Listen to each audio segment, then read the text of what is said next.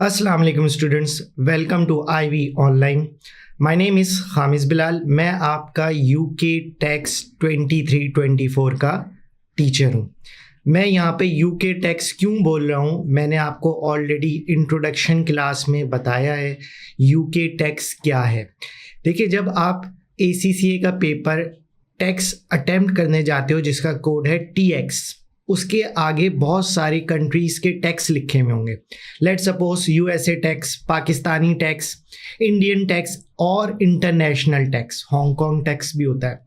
तो आप जब पेपर ऑप्ट करने जाओगे तो हमेशा मेक श्योर ये कर लेना कि आपको यूके टैक्स पर टिक मार्क लगाना है। अगर आपने यूके टैक्स पे टिक मार्क नहीं लगाया तो आप यूके टैक्स का पेपर नहीं दोगे, किसी और टैक्स का पेपर दे दोगे। तो UK tax is very much important to make sure कि आपको यही पेपर देना है। अब यहाँ पर एक बात बहुत फोकस रहने की है कि आपको टैक्स ईयर 23-24 पढ़ाया जाएगा, ठीक है। आपको जो भी किट बुक या कहीं से भी मटेरियल, बाज़ वक्त क्या होता है, बच्चा कहता है चलो भाई कहीं और से मटेरियल ले लेते हैं, अपने दोस्त से मटेरियल ले लेते हैं। तो मेक श्योर ये करना, मटेरियल लेना मना नहीं है, अच्छी बात है। जितनी प्रैक्टिस करोगे, जितनी बुक रीडिंग करोगे, जितने नोट्स रीड करोगे, आपके लिए प्लस पॉइंट है। बट मेक श्योर क्या करना है, उस पर वाज़ह लिखा हुआ होगा यूके टैक्स 23-24।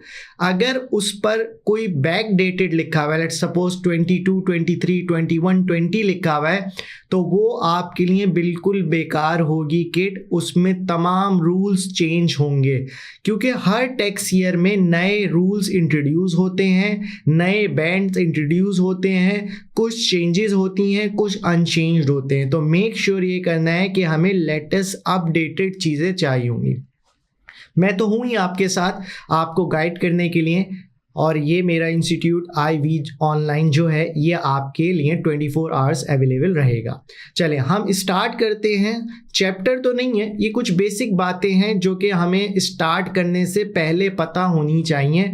हर सब्जेक्ट, हर कोर्स के कुछ टेक्निकल जार्गन्स होते हैं, तो उन जार्गन्स को समझने के लिए हमें अपनी इंट्रोडक्शन क्लास में ही सीख लेना है, ताकि जब मैं वो इन फ्यूचर जार्गन्स यूज़ करूँ, टेक्निकल वर्डिंग्स यूज़ करूँ, तो आपको पता हो कि इसके मायने क्या हैं, वरना आपको आने वाली क्लासेस में बहुत ज़्यादा प्रॉब्लम होगी। तो आज की क्लास बहुत ज़्यादा इम्पॉर्टेंट है। इसमें हम वो चीज़ें सीखेंगे जो आने वाले चैप्टर्स में यूटिलाइज होंगी। Let's start with the chapter. तो हमारा चैप्टर जो है उसको चैप्टर नंबर 1 का नाम देते हैं, जिसका नाम है इंट्रोडक्शन टू यूके टैक्स 23/24।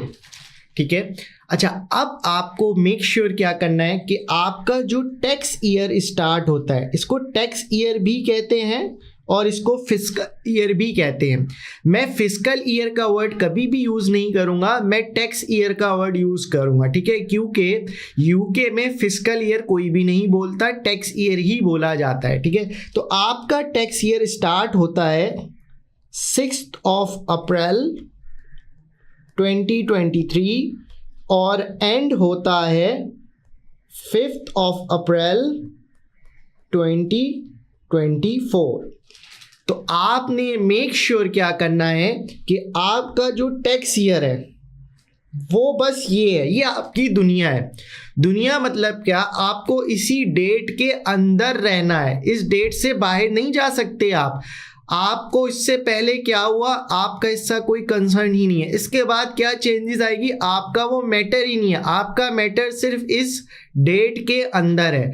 तो मेक श्योर क्या करना है, जो आपका टैक्स ईयर है, ये बहुत अहम है। Tax year, tax year sir, जब कोई मुझसे पूछेगा कि टैक्स ईयर तुम्हारा कौन सा है, तो क्या मैं इतनी लंबी डेट बोलूंगा? नहीं नहीं नहीं नहीं, ऐसा कोई सीन नहीं है। आपको क्या करना है, आपको शॉर्ट डेट बोलनी। सर वो शॉर्ट डेट क्या है, बता देते हैं।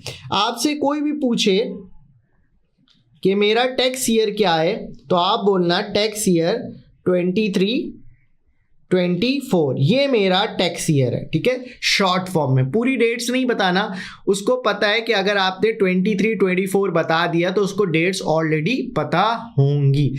टैक्स ईयर का ईयर बताना है, ना कि डेट्स पे ज़्यादा फोकस रहना है, ठीक है। अच्छा, आप जो पढ़ोगे वो पढ़ोगे फाइनेंस एक्ट 23।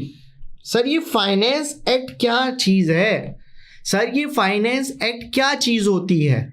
बेटा फाइनेंस एक्ट एक रूल बुक है, एक रूल बुक है। सर कौन सी रूल बुक? टैक्स वालों ने, टैक्स अभी मैं बताऊंगा कौन सा इदारा, अभी सिर्फ मैं टैक्स बता रहा हूं। टैक्स वालों ने एक बुक निकाली है जिसका नाम है फाइनेंस एक्ट।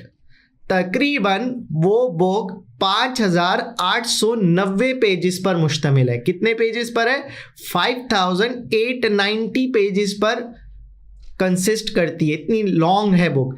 उसमें इंडेक्स के पेजेस को कैलकुलेट नहीं कर रहा, सिर्फ रूल जिस पे लिखे वो 5890 पेजेस के। तो सर क्या हमें सारी रूल बुक पढ़नी होगी? नहीं, आप टैक्स की स्पेशलाइजेशन नहीं कर रहे, आप एक छोटा सा पार्ट पढ़ रहे हो यूके टैक्स में। टीएक्स में बहुत छोटा सा पार्ट है। सर इतना छोटा है कि आप पढ़ा रहे हो, इतना भी छोटा नहीं है, वो बड़ा है। जाहिर सी बात है, अगर मैं 5890 का 20% भी लेता हूं तो तकरीबन 1000 पेजेस बनेंगे, तकरीबन 1000 पेजेस के करीब बनेंगे। तो आपको 1000 पेजेस के रूल्स पढ़ने हैं। फाइनेंस एक्ट क्या है? एक रूल बुक है टैक्स वालों की, जिसमें तमाम रूल्स एंड रेगुलेशन लिखे गए हैं टैक्स के हवाले से, कि कौन बंदा कितना टैक्स पे करेगा, कि किस बंदे को कितनी टैक्स की माफ़ी होगी, किन चीज़ों पे टैक्स लगेगा, किन चीज़ों पे टैक्स नहीं लगेगा, टैक्स कब पे करना है, टैक्स की फाइन्स क्या हैं अगर पे नहीं करोगे, टैक्स अगर जमा नहीं कराओगे तो क्या क्या सजाएं हैं, क्या हो सकता है, किस तरीके से माफ़ी मिलेगी। गलती करी तो माफ़ी, गलती का रूल लिखा हुआ है तो माफ़ी का रूल भी तो लिखा हुआ होना चाहिए ना, तो माफ़ी का रूल भी लिखा हुआ है। तो इन शॉर्ट फाइनेंस एक्ट एक ऐसी किताब है जिसमें टैक्स के बारे में A to Z लिखा हुआ है। आप A to Z तो नहीं पढ़ोगे, A से G या A से H तक पढ़ोगे, थोड़ी सी पढ़ोगे, ये थोड़ी भी बहुत है। अगर आपको ये भी आती है तो आप आगे जाके इंडस्ट्री में सरवाइव कर सकते हो। चले, तो ये तो हो गई आपकी रूल बुक फाइनेंस एक्ट 2023। और आपका टैक्स ईयर कौन सा है? 23/24, जो कि स्टार्ट होता है 6 अप्रैल 23 से और एंड होता है 5 अप्रैल 24, ठीक है। तो ये तो मैंने आपको कुछ बेसिक बातें बता दी जो कि इन फ्यूचर आपके लिए काम में आएंगी। सर आपने बोला था टैक्स का इदारा, कोई नाम होता है टैक्स के इदारे का? बेटा अगर आप मुझसे पूछो कि पाकिस्तान में टैक्स के इदारे का क्या नाम है तो मैं बताऊंगा FBR। हर मुल्क में कोई ना कोई ऐसा नाम दिया जाता है टैक्स के इदारे को जिससे उसकी पहचान होती है। इसी तरीके से यूके में टैक्स के इदारे की पहचान की जाती है HMRC। सर ये HMRC क्या है? H मतलब हर, M मतलब मजिस्ट्री, R मतलब रेवेन्यू, C मतलब कस्टम। सर क्या हमें ये याद रखने की ज़रूरत है इसकी फुल फॉर्म? बेटा IQ टेस्ट तो हो नहीं रहा, बस हम यहाँ पर ये पढ़ेंगे HMRC। आपको उसकी फुल फॉर्म नहीं भी आती चलेगा, बट आपको इतना पता होना चाहिए जब सवाल में लिखा हुआ होगा What is the liability towards HMRC, तो आपको पता होना चाहिए कि HMRC एक टैक्स का इदारा है जो कि टैक्स के रूल्स एंड रेगुलेशन बनाता है, टैक्स की पेमेंट्स कलेक्ट करता है, किसको कितनी सज़ा, फाइन, सारी चीज़ें बताता है, ठीक है। ये वो इदारा है जो फोकस रहता है टूवर्ड्स जस्ट टैक्स। अब हम कुछ आगे बेसिक बातें पढ़ते हैं जो कि इन फ्यूचर आपको यूटिलाइज होंगी, ठीक है। अच्छा, अब मैं आपसे एक सवाल करता हूँ, ये मुझे बताओ कि एक इंसान कितने सोर्सेस से पैसा कमा सकता है? एक इंसान कितने सोर्सेस से पैसा कमा सकता है? अच्छा, अब आप सोचने लगे, आपने सोचा सर सबसे पहले तो एक सबसे पहले माइंड में क्लिक कौन सा करता है आपके पास आंसर? Sir employment income. मैंने कहा जी बेटा, तो आपने सबसे पहले लिखा कि sources of income, sources of income. जायज तरीके बताएंगे, नाजायज तरीके नहीं बताएंगे। प्लीज मेक श्योर जायज तरीके बताएंगे। कोई बोले सर वो जुआ खेल के भी तो पैसा आ जाता है। बेटा मैंने बोला जायज तरीके बताएंगे, नाजायज तरीके नहीं बताएंगे। शरीफ लोग हैं तो जायज तरीके बताएंगे। चले सर, पहला जायज तरीका, employment income. Employment income. Sir employment income क्या होता है? मैं नौकरी करता हूं, मैं एक कंपनी में असिस्टेंट सीईओ हूं, मैं एक कंपनी में असिस्टेंट सीईओ हूं। सुबह 12 बजे से रात 9 बजे तक मैं नौकरी करता हूं, मैं वहां पर ड्यूटी देता हूं, मैं वहां पे अपनी जॉब को परफॉर्म करता हूं, तो वो है एम्प्लॉयमेंट इनकम। ठीक है सर। दूसरा जायज तरीका, सर बिजनेस, बिजनेस को कहते हैं ट्रेडिंग या सेल्फ एम्प्लॉयमेंट इनकम। कारोबार करके पैसा कमा रहा हूं, कारोबार करके पैसा कमा रहा हूं। आईवी ऑनलाइन क्या है? आईवी ऑनलाइन का जो भी ऑनर है, जो भी रेवेन्यू इससे आ रहा है, वो उसके लिए क्या है? Self employment income. तीसरा तरीका, इंटरेस्ट इनकम।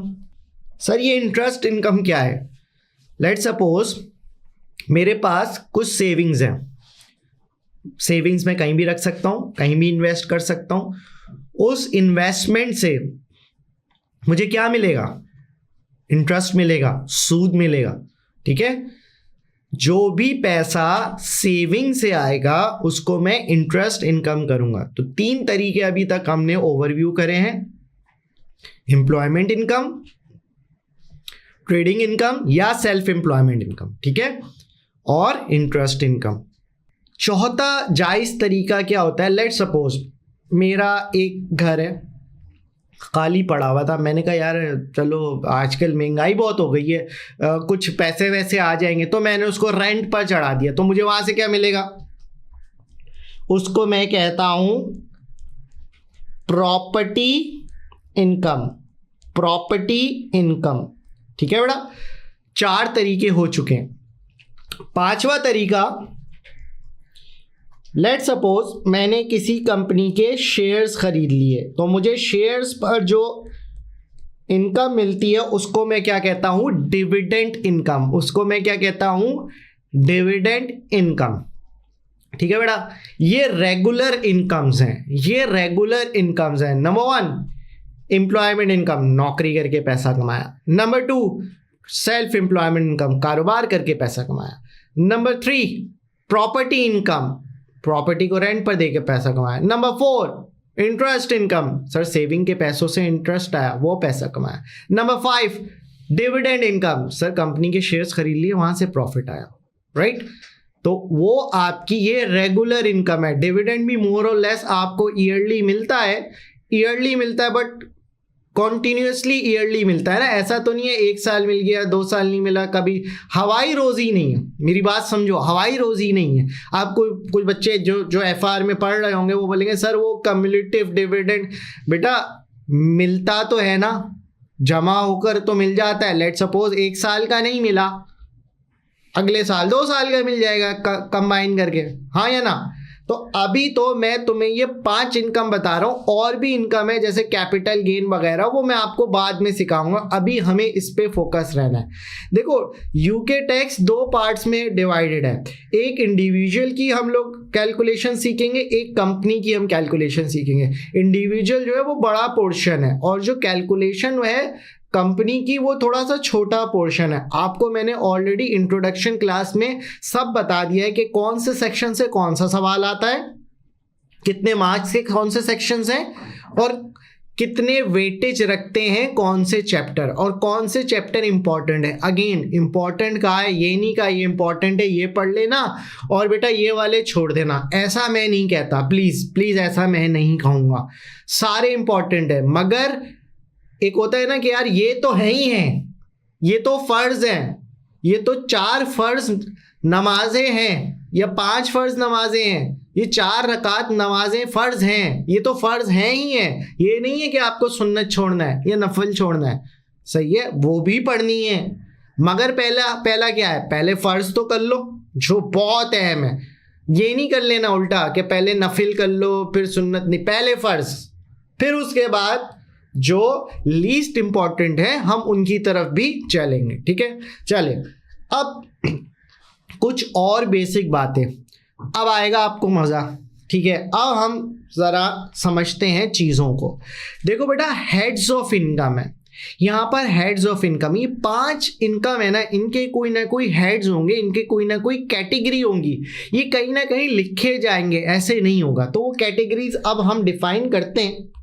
सबसे पहली कैटेगरी है हमारी नॉन सेविंग इनकम,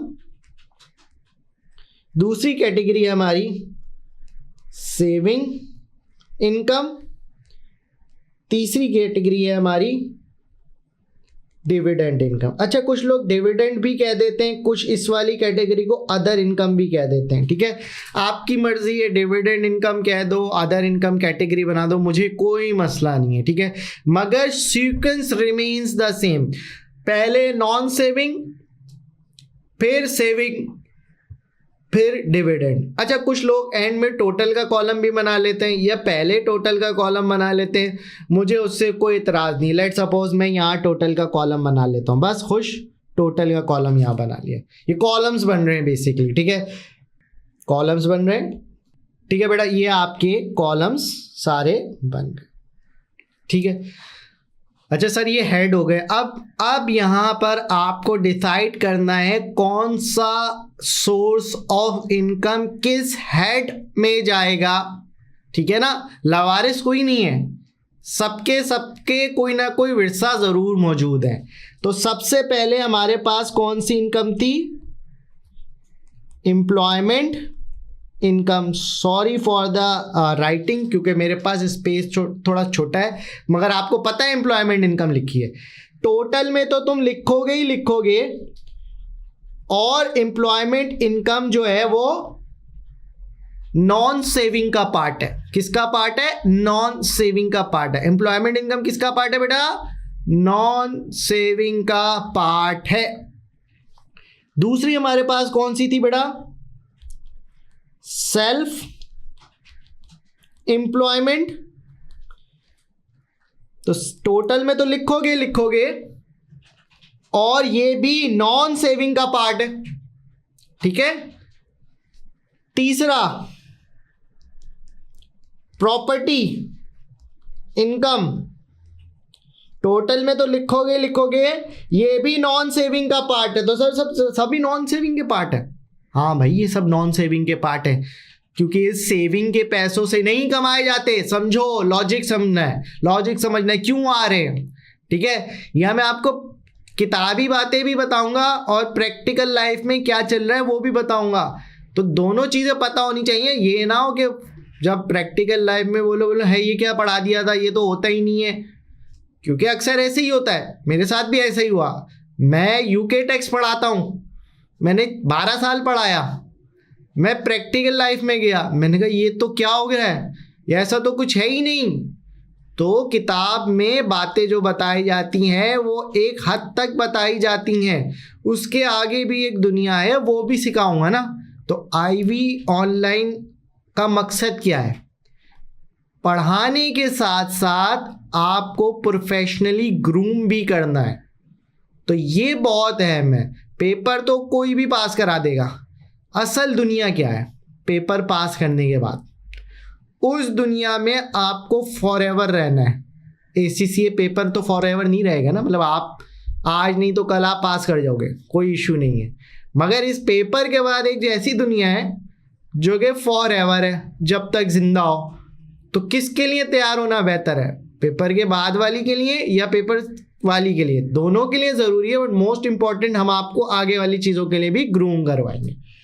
अच्छा, चौथा आपके पास जो था वो था इंटरेस्ट इनकम। टोटल में तो आएगा ही आएगा, बट इसका किस में लिखेंगे?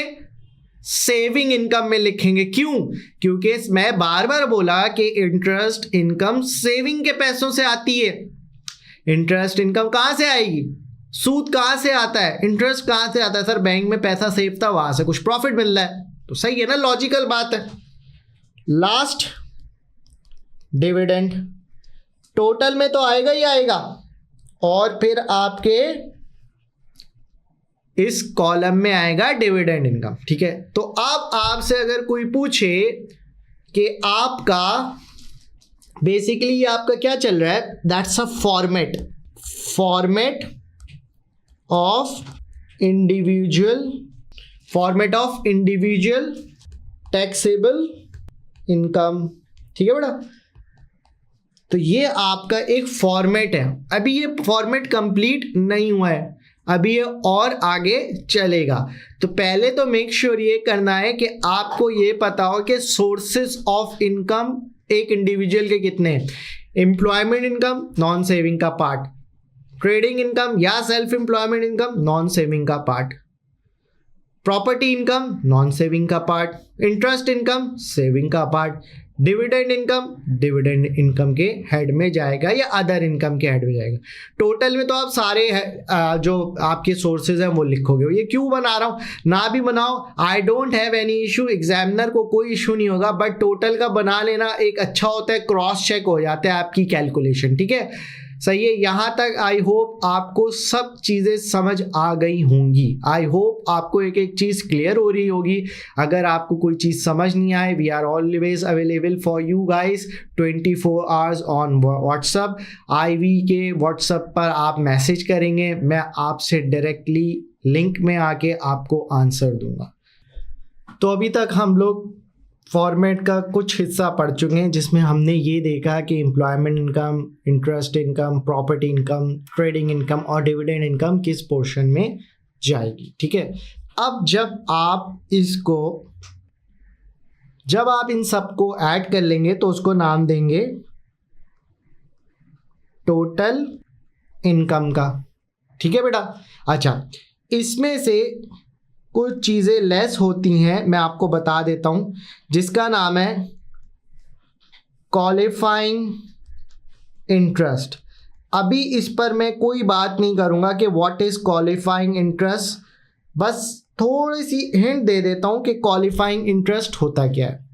देखो बेटा, जब मैं जॉब कर रहा होता हूं, जॉब करते हुए एम्प्लॉयर ने मुझसे बोला, मेरे मालिक ने बोला, भाई इस जॉब के लिए तुम्हें एक लैपटॉप की ज़रूरत होगी। मैंने कहा अच्छा सर जी। मैंने कहा सर दे दें आप। उसने बोला मेरा तो खुद स्टार्टअप बिजनेस है, मैं कैसे आपको लैपटॉप बाय करके दे दूं।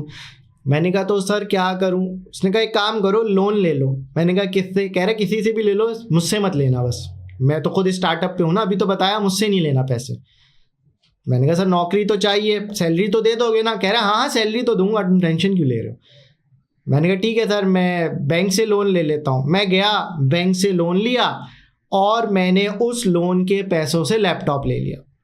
मैं बॉस के पास खुशी खुशी आया, मैंने सर लैपटॉप ले लिया।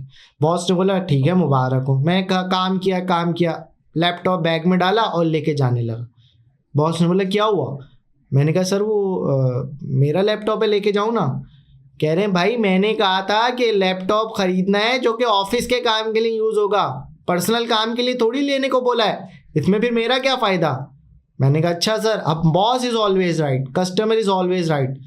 ठीक है, तो मैंने बोला ठीक है सर यहीं रख देता हूँ। मैं HMRC के पास रोता हुआ चला गया। मैंने कहा ये मेरे साथ गेम कर दिया बॉस ने। HMRC ने बोला मैं हूँ ना, मैं तुम्हारे दुख में शामिल हूँ, मैं तुम्हें एक रिलीफ देता हूँ। रिलीफ मतलब क्या? आसानी देता हूँ, आसानी। रिलीफ का वर्ड मैं बार बार यूज करूंगा, आसानी, सहूलत। रिलीफ मतलब माफी नहीं है, रियायत। मैंने कहा क्या रियायत देते हो? कहता है जो भी तुम इंटरेस्ट एक्सपेंस दोगे बैंक को, जो भी सूद दोगे बैंक को, तुम वो अपनी टोटल इनकम से लेस करवा सकते हो। तो इसको कहते हैं क्वालिफाइंग इंटरेस्ट। क्वालिफाइंग इंटरेस्ट की और भी कंडीशंस हैं, ये तो आपके भाई ने एक कंडीशन बताई। आने वाले चैप्टर में वक्त के साथ साथ मैं आपको और भी कंडीशंस बताऊंगा, बट मेक श्योर कर रहा हूं you know the concept what is qualifying interest.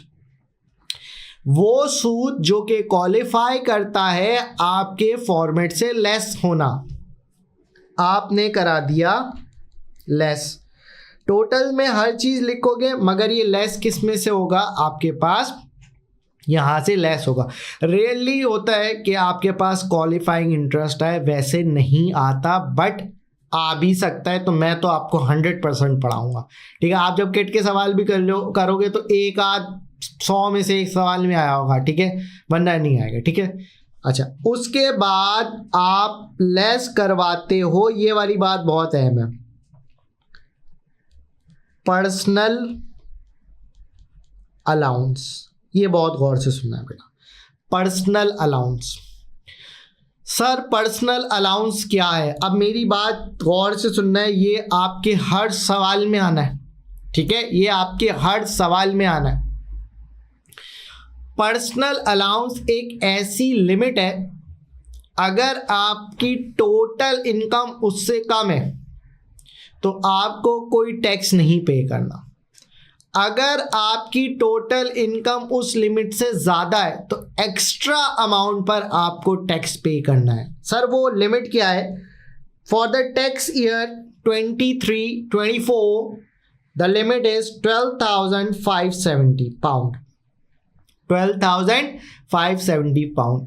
एक बच्चे ने याद करा किया, सर मेरे चाचा यूके में रहते हैं, उनकी टोटल इनकम 10,000 पाउंड है।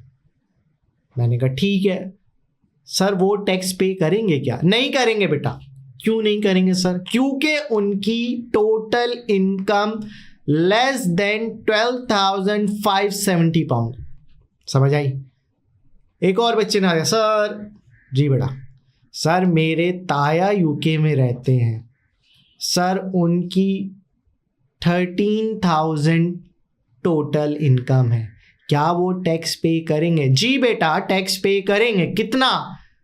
13,000 में से 12,570 लेस करा दो, जो भी एक्स्ट्रा अमाउंट बनी, कितनी? 530 उनकी टैक्सेबल इनकम है, ऐसी इनकम जिस पर टैक्स लगेगा।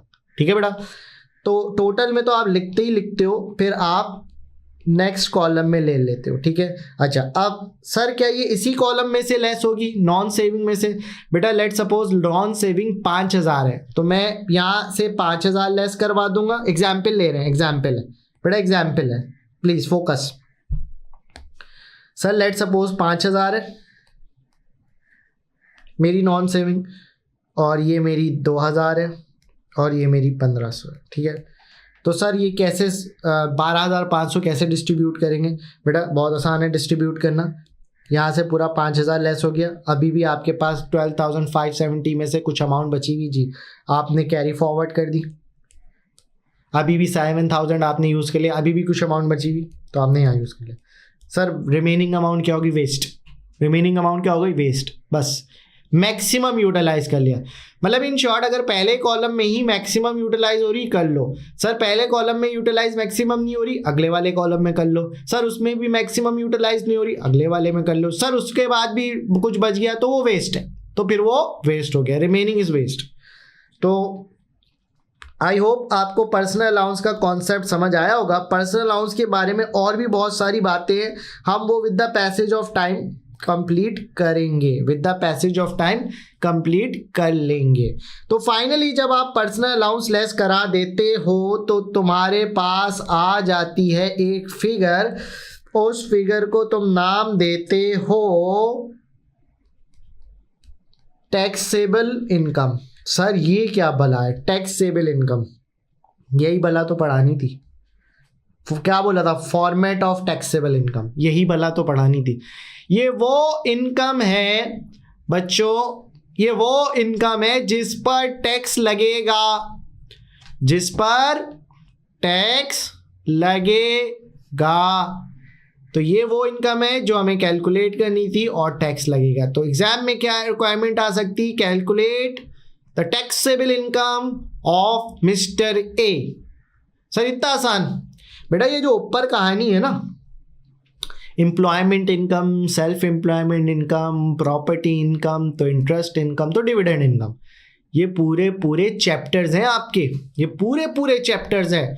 तो इतना हलवा नहीं देगा, ये ले भाई एम्प्लॉयमेंट इनकम, ये गई डिविडेंड इनकम, ये लिखा कैलकुलेटर, टक टक टक पेपर पास, ऐसे नहीं होना।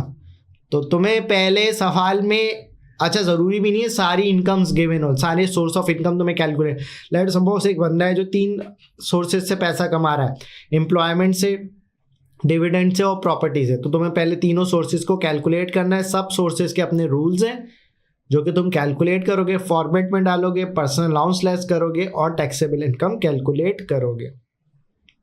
आई होप ये आपको चीज़ें समझ आ रही होंगी।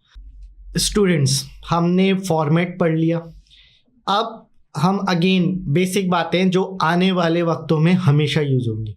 अब हमें टैक्स बैंड पता होना चाहिए, अब हमें टैक्स बैंड पता होना चाहिए, ये बहुत अहम चीज़ है। टैक्स बैंड समझाने की पूरी कोशिश है। स्टार्ट में मुश्किल होगी, but with the passage of time जब हम एग्जाम्पल्स बहुत सारी करेंगे तो आपको वो फिंगर टिप पे चीज़ें याद हो जाएंगी। देखो बेटा, आपके पास एक बैंड स्टार्ट होता है 1 से लेके 37,700 तक। फिर नेक्स्ट बैंड स्टार्ट होता है 125,140 तक। फिर नेक्स्ट बैंड जो स्टार्ट होता है वो अबव इन्फिनिटी। ठीक है, ठीक है, ये बैंड है, तुम्हें ये बैंड याद रखने हैं। सर हमारी याददाश्त कमज़ोर है, पता है बेटा कमज़ोर है, तो क्या करें बेटा, इतनी प्रैक्टिस कराऊंगा, इतनी प्रैक्टिस कराऊंगा कि याद हो जाएंगे।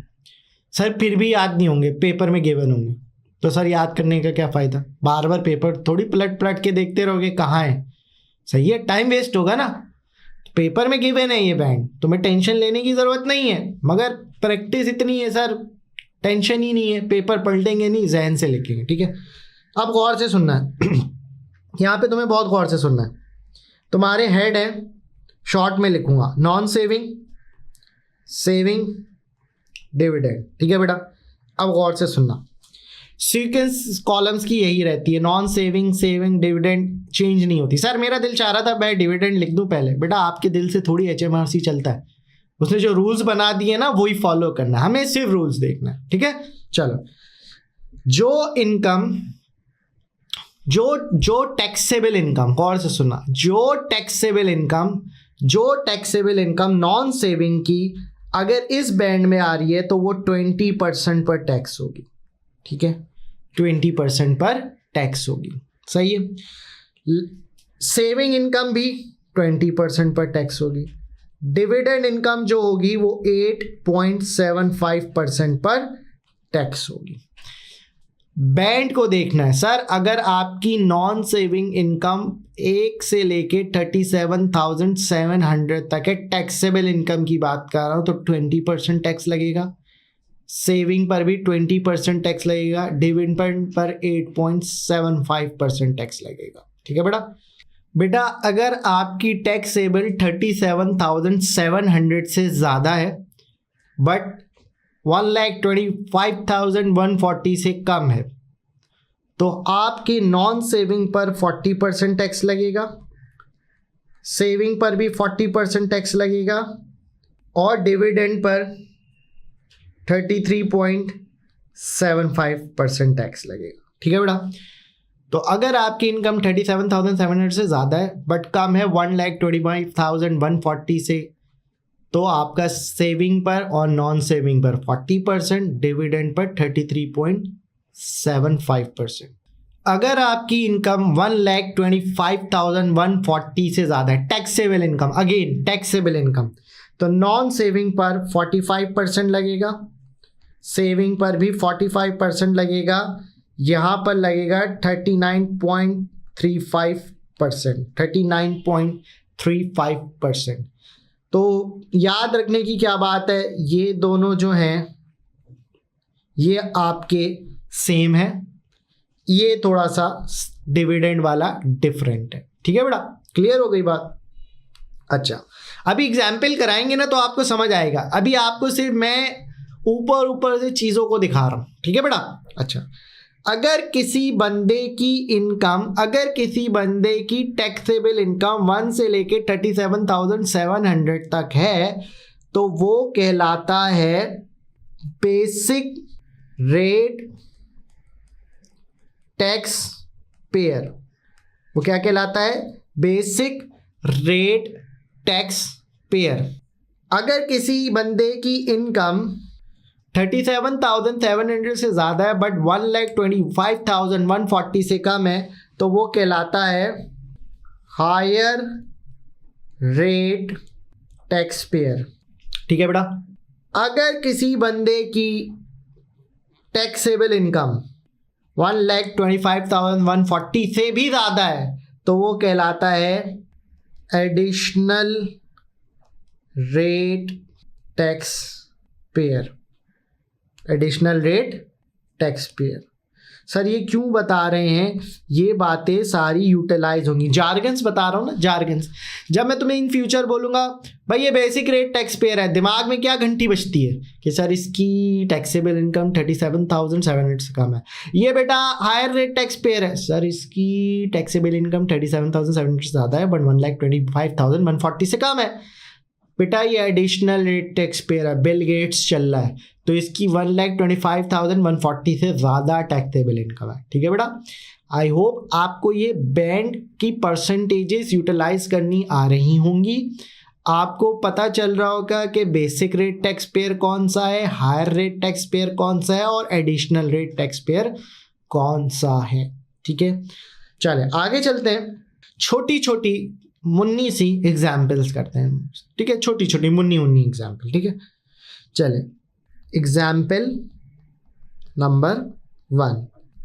Mister A has following income. Mister A की फॉलोइंग इनकम है। सबसे पहले उनकी है एम्प्लॉयमेंट इनकम, लेट सपोज 45,000। उनकी है प्रॉपर्टी इनकम, लेट सपोज 10,000। उनकी है ट्रेडिंग या self employment income, let suppose 5,000।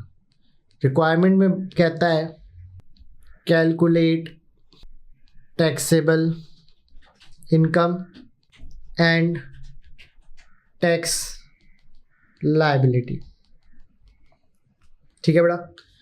तो तुम्हें सबसे पहले क्या करना है, तुम्हें हेड्स ऑफ इनकम बनाने। सर ये तीनों एक ही हेड ऑफ इनकम में आएगा तो मैं एक काम करता हूँ, तुम्हें सबसे पहले ये डिसाइड करना है कि कितने हेड ऑफ इनकम बनेंगे। सिर्फ नॉन सेविंग बनेंगे क्योंकि तीनों नॉन सेविंग से बिलोंग करते हैं। ठीक है बेटा।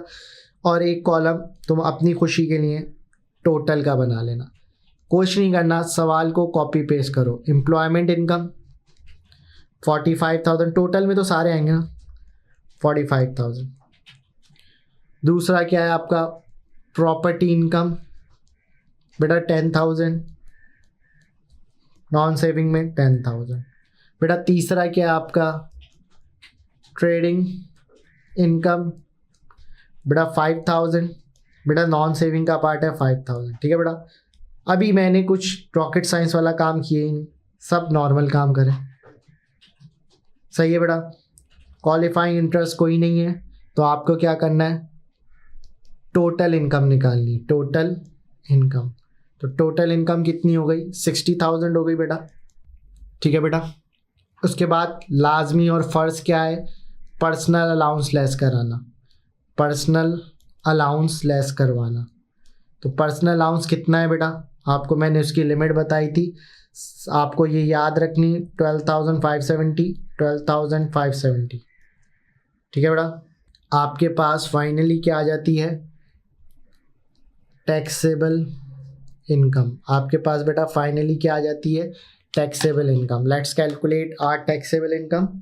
60,000 माइनस 12570, 47,430, 47,430 ये आपकी टैक्सेबल इनकम है, ये आपकी बेटा टैक्सेबल इनकम है। तो एक पार्ट तो हमने रिक्वायरमेंट का कंप्लीट कर लिया कि हमने टैक्सेबल इनकम कैलकुलेट कर ली। टैक्सेबल इनकम आपकी बनती है दिस वन, ठीक है बेटा। मेरा आप बच्चों से सवाल, प्यारे बच्चों, mister A basic rate tax payer है, हायर रेट टैक्स पेयर है या एडिशनल रेट टैक्स पेयर है?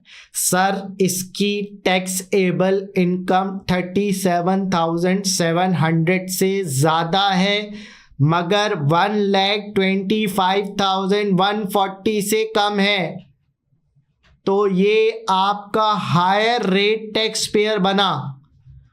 Sir higher rate tax payer मतलब है, हायर रेट टैक्स पेयर मतलब है कि आप 40% पर डायरेक्ट टैक्स लगाओ, 47,430 का 40% ले लो। मेरा सवाल सॉल्व, मैं चला TX का पेपर पास करके, मैंने कहा रुक जाओ, जल्दी क्या है, अगर इतना ही आसान होता तो मैं यहाँ पढ़ाने नहीं बैठता।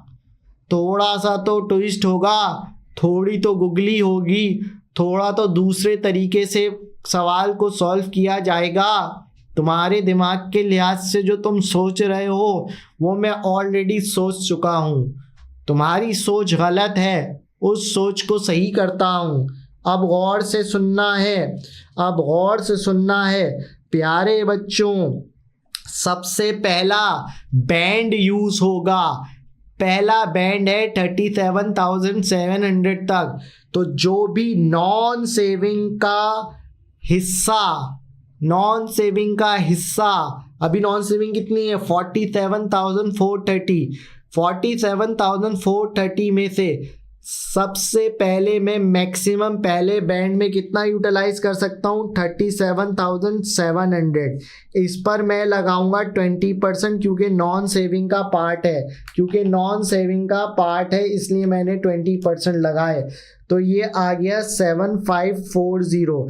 सर अभी भी आपकी कुछ इनकम बची हुई है जिस पर टैक्स नहीं लगा। तुम 47,430 में से 37,700 पर टैक्स लगा चुके हो। 9,730 जो है वो सेकंड बैंड में जा चुका है। बैंड वाइज यूटिलाइज करना है, डायरेक्टली नहीं देखा कि टैक्सेबल इनकम यहां पर है वो लगा दिए टैक्स, नहीं।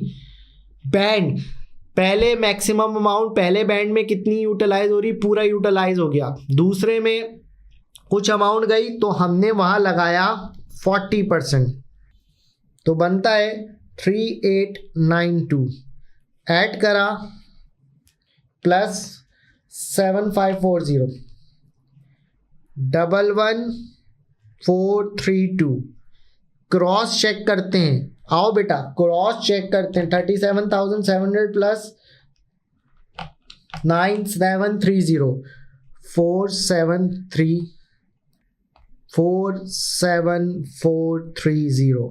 बेटा देखो ये मेरी वो इनकम है जिस पे मैंने टैक्स लगा दिया। देखो टोटल से मैच करनी चाहिए, जब भी मैं कहता हूँ टोटल का कॉलम बनाया करो, ठीक है। और ये मेरी बनती है टैक्स लायबिलिटी, ये मेरी बनती है टैक्स लायबिलिटी। आई होप ये आपको एग्जाम्पल समझ आई होगी। चलें बेटा एक और एग्जाम्पल करते हैं। Mister B has following income, employment income 15,000, property income 5,000, that's it. Requirement same requirement है, ठीक है बेटा, सेम रिक्वायरमेंट है। तुम्हें पहले डिसाइड करना है कितने हेड ऑफ इनकम बनेंगे। Non saving total cross check करने के लिए हम बनाते हैं, ठीक है। सबसे पहले तुम्हारे पास कौन सा आएगा, एम्प्लॉयमेंट इनकम 15,000 टोटल में 15,000, यहाँ प्रॉपर्टी इनकम 5,000, 5,000। कॉलम बना लो, ना भी बनाओ मुझे एतराज़ नहीं, कैलकुलेशन सही करना बस। 20,000, 20,000, ठीक है बेटा। ये आपकी आ गई टोटल इनकम। टोटल इनकम के बाद आप क्या लेस कराते हो बेटा? पर्सनल अलाउंस, ऐसा ही है, जो कि कितना है 12,570। इस पर भी हम आगे बात करेंगे, अभी तो पार्टी हमने शुरू की है, इस पार्टी को एंड तक लेके जाएंगे। 20,000 माइनस 12,570 आपका बनता है 7,430, 7,430। ये आपकी क्या कहलाती है? Taxable income. सर ये आपकी टैक्सेबल इनकम कहलाती है, तो इस पर टैक्स लगेगा। सबसे पहला मेरा आपसे सवाल होगा, क्या बेटा ये बेसिक रेट टैक्स पेयर है, हाई रेट है या एडिशनल है? सर ये बेसिक रेट टैक्स पेयर है, क्योंकि इसकी टैक्सेबल इनकम 37,700 से कम है, और नॉन सेविंग का रेट 7,430 पर 20% लगेगा। सर वो 20% क्या बनेगा, कैलकुलेट करके देखते हैं। 1486 is your income tax liability.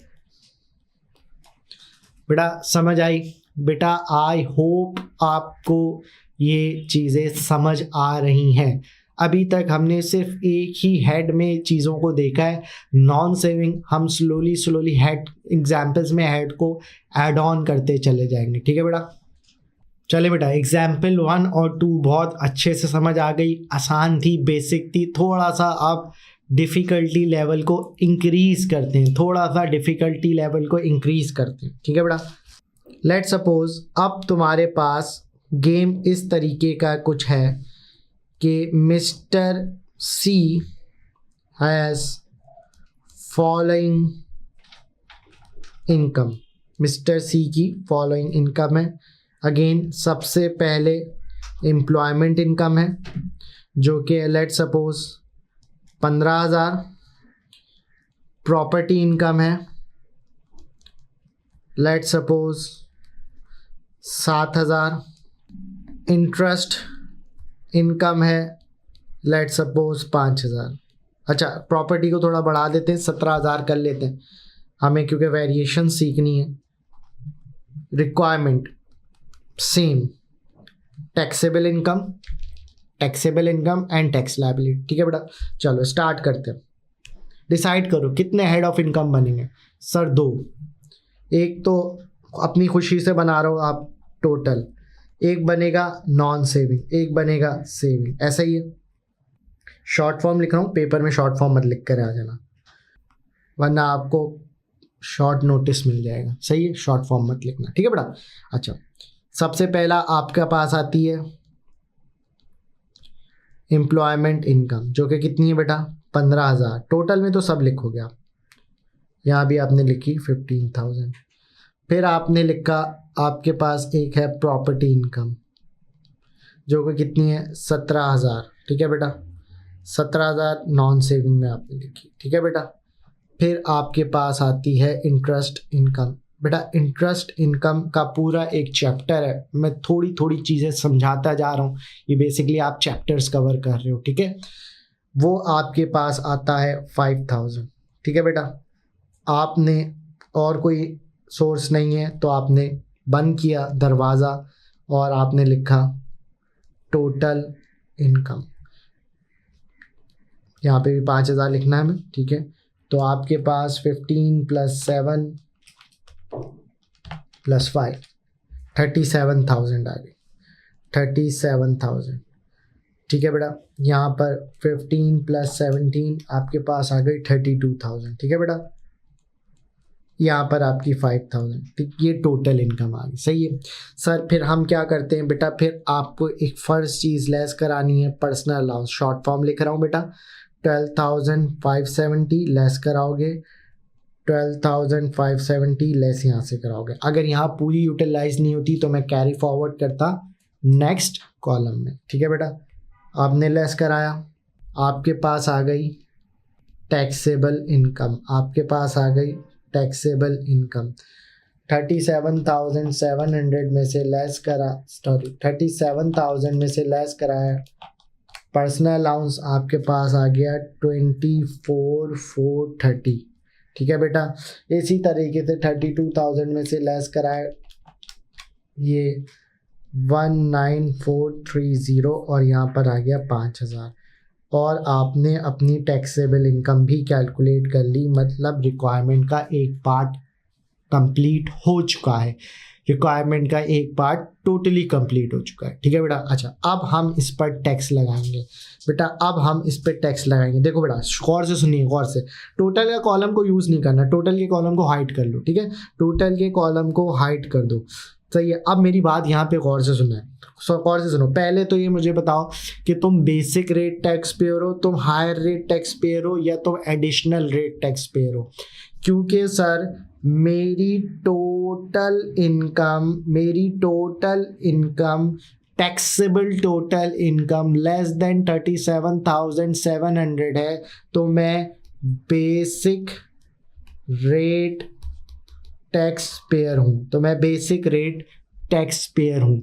Sir मेरी टोटल टैक्सेबल इनकम 37,700 से कम है, तो मैं बेसिक रेट टैक्स पेयर हूँ। तो बेटा आ जाओ, रूल पर आ जाओ।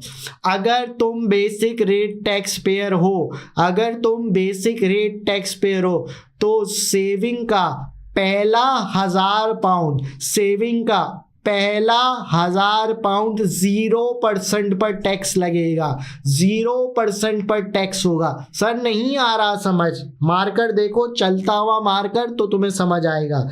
सबसे पहले मैं इस हेड ऑफ इनकम पर टैक्स लगाऊंगा, 19,430 बेसिक बैंड में आता है और नॉन सेविंग का है, तो 20% लगेगा। सर ये आ गया 3,886। सर ये पूरा का पूरा टैक्स लग चुका है इस पर। सर अब इसकी बारी है, अब गौर से सुनना है बेटा, गौर से सुनना है। मैंने क्या बोला, क्योंकि तुम बेसिक रेट टैक्स पेयर हो, तो पहले 1,000 पर 0% टैक्स लगेगा। अब कितना बच गया, 5,000 में से 1,000 पे टैक्स लगा चुके हो, 4,000 बचता है। उस पर सेविंग का पहले ही बैंड में हो ना, 20% लगेगा, जो कि 800 बनता है। तो आपकी टैक्स लायबिलिटी आ गई 4,686। इसको ऐड करोगे तो 2,4,430 बनता है। ठीक है, आई होप आपको ये समझ आया। तो रूल लिखो बेटा, रूल लिखो, आओ बेटा, rule of saving income. 3 rule है, एक रूल सिखा दिया है, एक लिखूंगा। पहला rule, if you are basic rate tax payer, BRT basic rate tax payer, so first 1,000 pound of saving income will be taxed at 0%। एक रूल। दूसरा rule, if you are higher rate tax payer, so first 500 pound of saving income will be taxed at 0%। Let's suppose अगर यहाँ मेरी income 40,000 होती, एक example है, यहाँ मेरी इन टोटल टैक्सेबल इनकम 40,000 होती, तो मैं पहले 500 पर 0% लगाता, रिमेनिंग 4,500 पर जो भी रिस्पेक्टिव बैंड बन रहा है 40% वो लगाता। समझ आई बेटा? तीसरा रूल थोड़ा सा खतरनाक है, उसके लिए मैं आपको पहले एग्जाम्पल कराऊंगा और उसके बाद फिर मैं स्टार्ट कराऊंगा आपको ये रूल किस तरीके से लिखना है।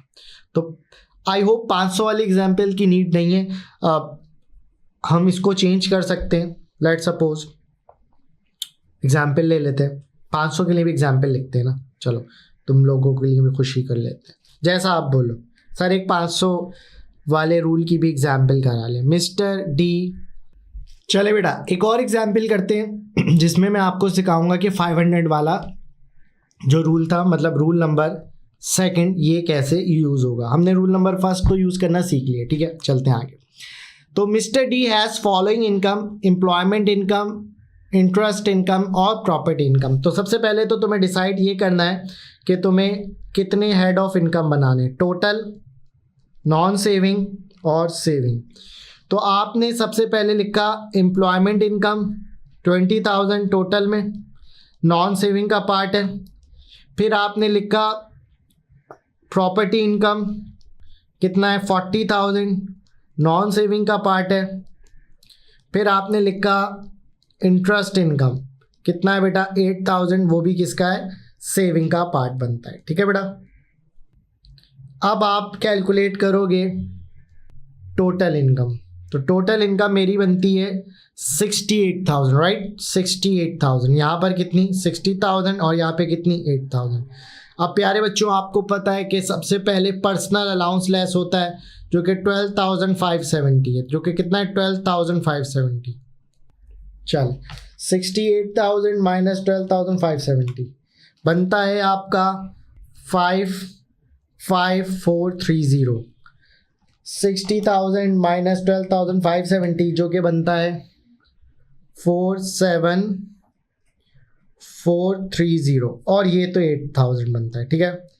ये आपकी कहलाती है टैक्सेबल इनकम। अच्छा अब देखो बेटा मेरा सवाल, बेसिक रेट टैक्स पेयर है, हायर रेट टैक्स पेयर है या एडिशनल रेट टैक्स पेयर है।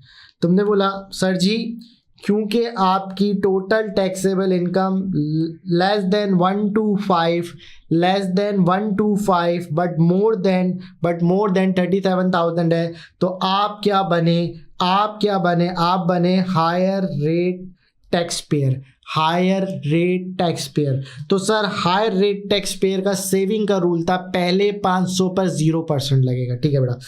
देखा बेटा यहाँ पे आ रहा है 47,430, तो आप मैक्सिमम पहला बैंड 37,700 यूज करोगे 20% पे। अभी हम सिर्फ नॉन सेविंग की बात करेंगे, ठीक है। तो 37,700 पर 20% गया 7,540। अभी पूरी अमाउंट टैक्स नहीं हुई है, 47,430 में से सिर्फ 37,700 टैक्स लगा है, तो रिमेनिंग कितना बच गया, 47,430 लेस 37,700 कितना बचता है 9,730। इस पर लगता है 40%, ठीक है, इस पे लगता है 40% क्योंकि बैंड क्रॉस हो चुका है, क्योंकि बैंड पहला बैंड खत्म हो चुका है 3892, ठीक है। ये पूरा टैक्स लग गया इस पर, non saving completed as a point of view tax purpose. अब सेविंग की बात, क्योंकि आप हायर रेट टैक्स पेयर हो तो पहले 500 पर 0% यस और नो।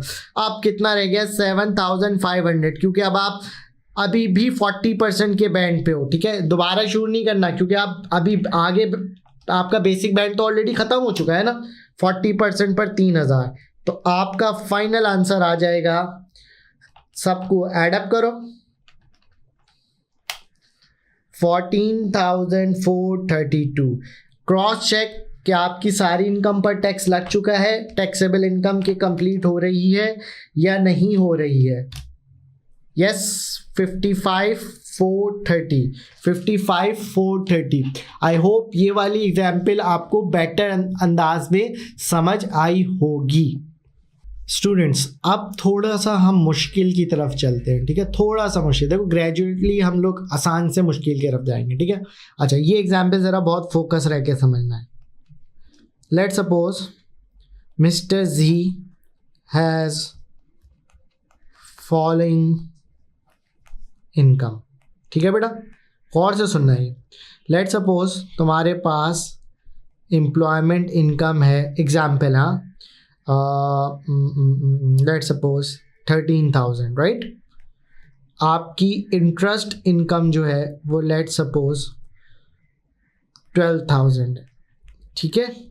रिक्वायरमेंट वही है सेम। अब बहुत फोकस रहना है, कितने हेड्स बनेंगे, एक बनेगा सर टोटल का, एक बनेगा नॉन सेविंग का, एक बनेगा सेविंग का। ठीक है बेटा, गुड। जल्दबाजी नहीं करनी इस रूल को समझने में, ठीक है। सबसे पहले आपकी आती है एम्प्लॉयमेंट इनकम। सर कितनी है वो? 13,000। किस में जाएगी बेटा? नॉन सेविंग में जाएगी। फिर दूसरी कौन सी आपकी सर? Interest income. बेटा वो किस में जाएगी बेटा? सर वो पहले टोटल में लिखेंगे, टोटल में तो सारी जाती है ना, और वो सेविंग का पार्ट बनती रहेगी, ठीक है सर। इसके बाद हम टोटल इनकम कैलकुलेट करते हैं। आपने टोटल इनकम कैलकुलेट करी तो आपके पास आ गया टोटल इनकम इज योर 25,000। 13,000 यहाँ पर और यहाँ पे 12,000, ठीक है बेटा। तुमने क्या लेस कराना है? पर्सनल अलाउंस 12,570 जो फिक्स्ड अमाउंट है फिलहाल। इस पर भी एक चैप्टर है, हम वो नेक्स्ट क्लास में सीखेंगे, राइट। अच्छा, अब आपने लेस कराया तो आपके पास क्या आ गई? Taxable income. तो आपने 25,000 में से लेस कराया तो आपके पास आ गया 12,430। इसी तरीके से नेक्स्ट कॉलम को नेट ऑफ करेंगे हम, 430 और ये 12,000 आ गया, ठीक है बेटा। तो इसको आपने नाम दे दिया टैक्सेबल इनकम। अब यहाँ बहुत फोकस रहना है रूल 3 के लिए। रूल 3 के लिए तुम्हें बहुत फोकस रहना है। देखो हमने अभी तक 2 रूल्स को पढ़ लिया कि अगर आप बेसिक रेट टैक्स पेयर हैं, सेविंग के 1,000 पर 0% है। आप हायर रेट टैक्स पेयर हैं तो सेविंग के पहले 500 पर 0% है। अब ज़रा गौर से सुनना, अगर तुम्हारी नॉन सेविंग इनकम 5,000 से कम है, अगर तुम्हारी नॉन सेविंग इनकम, अगर तुम्हारी नॉन सेविंग इनकम 5,000 से कम है, 5,000 से कम है, तो एक बैंड और ओपन हो जाएगा। तो एक बैंड और ओपन हो जाएगा। सर क्या मतलब? एक नया बैंड ओपन होगा 1 से लेकर 5,000 तक। एक नया बैंड ओपन होगा 1 से लेकर 5,000 तक। फिर सर आगे वाले बैंड नॉर्मल होंगे 5,000 से लेकर 37,700 तक, 37,700 से लेकर 125,140 तक, 125,140 से लेके अबव। मतलब एक एडिशन बैंड खुद ओपन हो जाएगा। बट ये कब ओपन होगा? जब तुम्हारी नॉन सेविंग इनकम 5,000 से कम होगी। तो सर क्या रॉकेट साइंस है? आप गौर से सुनना। पहले तुम नॉन सेविंग इनकम पर टैक्स लगाओगे। 430 पर 20% टैक्स लगेगा, यस और नो? ठीक है, 430 पर 20% लगेगा, यस और नो? वो बैंड ओपन हो चुका है। कौन सा वाला बैंड ओपन हुआ है बेटा? 85,000 वाला। क्यों ओपन हुआ है? क्योंकि तुम्हारी नॉन सेविंग इनकम 5,000 से कम थी। तो सर सही तो टैक्स लगाया, अभी तक तो कोई चेंज नहीं है, अब चेंज होगा। मुझे बताओ, इस 5,000 में से तुम 430 का बैंड यूज कर चुके हो, कितना रह गया? 4,570। मतलब 1 से लेके 430 तक आपने बैंड यूज कर लिया, रिमेनिंग बैंड कितना रह गया? 4,570। अब गौर से सुना, ये बैंड ओपन कब होता है? पहला सवाल, ये बैंड ओपन कब होता है? जब सर आपकी नॉन सेविंग इनकम 5,000 से कम हो। ये बैंड किसके लिए ओपन होता है? सेविंग इनकम के लिए। सर ये ओपन होने के बाद इसका काम क्या है? जितनी अमाउंट भी सेविंग इनकम की इसके अंदर फॉल करेगी, जितनी अमाउंट भी सेविंग इनकम की इसके अंदर फॉल करेगी, वो 0% पर टैक्स होगी। इसका मतलब है 12,000 में से बैंड कितना रह गया था? 5,000 में से बैंड हमारे पास रह गया था 4,570। इतना बैंड रह गया। मतलब 12,000 में से इंटरेस्ट इनकम 4,570 पर 0% टैक्स होगा, तो 0 आएगा। मेरी बात समझ आई या नहीं आई? बेटा रिपीट करता हूँ, ये बैंड कब ओपन होगा? जब नॉन सेविंग इनकम 5,000 से कम होगी। ठीक है, पहले नॉन सेविंग इनकम को टैक्स कर दिया, सही है बेटा। फिर रिमेनिंग बैंड आप चेक करोगे कितना रह गया। सर उस रिमेनिंग बैंड में जितने भी सेविंग इनकम की अमाउंट होएगी वो 0% पे टैक्स होगी। यहाँ तक बात समझ आ गई। इसका मतलब 12,000 में से 4,570 पे टैक्स लग चुका है। अब मेरा सवाल, तुम बेसिक रेट टैक्स पेयर हो या हायर रेट टैक्स पेयर हो? सर मैं बेसिक रेट टैक्स पेयर हूँ। क्यों? क्योंकि सर मेरी इनकम जो है टैक्सेबल इनकम वो 37,700 से कम है। तो वो वाला रूल कि अगर तुम बेसिक रेट टैक्स पेयर हो तो पहले 1000 पर 0% लगेगा, यस और नो, वो वाले रूल भी तो अप्लाई होगा। 1000 पर 0% टैक्स लगेगा, तो बेटा 1000 पर 0% टैक्स लग गया। अब मैं इंटरेस्ट इनकम जो टोटल अब तक कितना टैक्स लगा चुका हूं, मतलब 45470 प्लस 1000, ठीक है। रिमेनिंग कितना रह गया इंटरेस्ट इनकम का जो अनटैक्सड है, वो है 6430, वो है 6430। ये तो नॉर्मल बैंड पर है ना, 20% पे टैक्स लगेगा, ठीक है बेटा। ये बनता है आपके पास 1286, ठीक है बेटा। ऐड करके चेक कर लो कि क्या तुम्हारी ये टैक्सेबल इनकम के बराबर है। इन सबको ऐड किया तो 12,430 बना, जो कि इसके बराबर आना चाहिए। ये आपकी टैक्स लायबिलिटी बनती है, ठीक है। ये आपकी टैक्स लायबिलिटी बनती है, ठीक है। हमने क्रॉस चेक भी सही से कर लिया कि हमारा क्रॉस चेक भी सही हो रहा है। तो रिपीट करता हूँ, ये बात थोड़ी सी मुश्किल है, रिपीट करने से बेहतर है सर आप लिख दो तो बड़ा मज़ा आ जाएगा।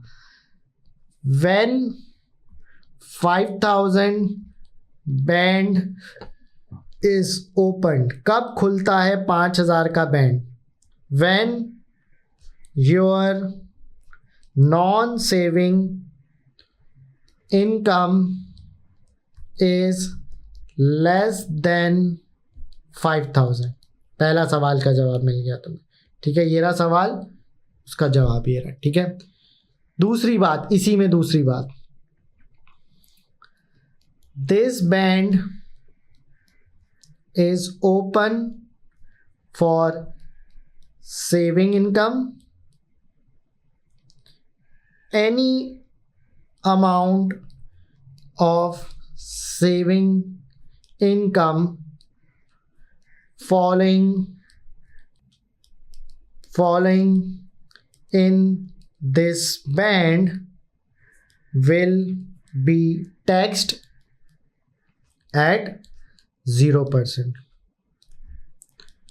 After that, follow the rule 1 or 2 accordingly. तो बेटा ये क्या था, ये क्या 5,000 बैंड कब ओपन होगा? 5,000 बैंड तब ओपन होगा जब आपकी non saving income less then 5,000 होगी। फिर नॉन सेविंग इनकम पे नॉर्मल तरीके से टैक्स लगाया, देखो 430 पे हमने टैक्स लगाया था, ठीक है। फिर आपने देखा कि कितना बैंड बच गया है, जितना भी बैंड बचा है उस अगर वो सेविंग की कुछ अमाउंट उसके अंदर आ रही तो वो 0% पर टैक्स होगी। फिर रूल नंबर 1, अगर आप बेसिक रेट टैक्स पेयर हो तो पहले 1000 पर इंटरेस्ट इनकम के 0% लगेगा। अगर आप हायर रेट टैक्स पेयर हो तो पहले 500 पर 0% टैक्स लगेगा। बस इसमें ये चीज़ देखनी कि नॉन सेविंग इनकम अगर 5,000 से कम है तो बैंड ओपन हुआ, बैंड की अमाउंट में जितना भी सेविंग इनकम फॉल कर रही वो 0% पर टैक्स हो रही, बाकी रूल रिमेन द सेम। आज की क्लास का हम लास्ट चीज़ करते हैं, rule for dividend income. Rule for dividend income बहुत सिंपल रूल है, इसकी एग्जाम्पल की भी नीड है। First 1,000 pound of dividend income will be taxed at 0% for all type of tax payer। मतलब ये क्या कहता है कि पहले डिविडेंड 1,000 रुपये पे, पहला 1,000 pound of dividend income will be taxed at 0%। चाहे तुम बेसिक रेट टैक्स पेयर हो, चाहे तुम हायर रेट टैक्स पेयर हो, चाहे तुम एडिशनल रेट टैक्स पेयर हो, उसका कोई टेंशन नहीं है, ठीक है। जबकि इंटरेस्ट इनकम में 1,000 वाला बेसिक रेट के लेता है, हायर वाले के लिए 500 था, एडिशनल के लिए कोई नहीं है, एडिशनल के लिए no such type of relief. जबकि डिविडेंड इनकम के लिए क्या अच्छी बात है, चाहे आप कोई से भी टैक्स पेयर हो, चाहे आपका कोई भी स्टेटस हो, आपके फर्स्ट 1000 पर 0% टैक्स लगेगा। I hope you are getting this point. In this class we learned few things कि sources of income क्या है, टैक्स बैंड कैसे यूटिलाइज होता है, इंटरेस्ट इनकम के 3 रूल थे। Rule number 1, basic rate tax payer हो तो आपके पहले 1000 पाउंड पर 0%, हायर रेट हो तो पहले 500 पर 0%। फिर रूल नंबर 3, अगर आपकी non saving income less then 5000 है तो एक बैंड ओपन हो जाएगा। वो बैंड किसके लिए ओपन होगा, सेविंग के लिए। सेविंग की जितनी अमाउंट उसके अंदर इन होगी वो 0% पे टैक्स होगी, बाकी रूल या तो 1 लगेगा या तो 2 लगेगा। तीसरी चीज हमने क्या सीखी, डिविडेंड इनकम। डिविडेंड इनकम में first 1000 pound will be taxed at 0%, does not matter what is your status of tax payer, चाहे बेसिक रेट हो, हायर रेट हो या एडिशनल रेट हो, पहले 1000 पर आपका 0% टैक्स लगेगा। आई होप आपको ये क्लास सब समझ आई होगी। आईवी ऑनलाइन में हमारा इंस्टीट्यूट है जिसने आज आपकी क्लास अरेंज करी है और इस क्लास में मैंने कुछ एग्जाम्पल्स करवाई हैं। आई होप वो तमाम एग्जाम्पल्स आपको बहुत अच्छे से और प्रॉपरली समझ आई हो। थैंक यू क्लास, मिलते हैं नेक्स्ट क्लास में नेक्स्ट चैप्टर के साथ। अल्लाह हाफिज़।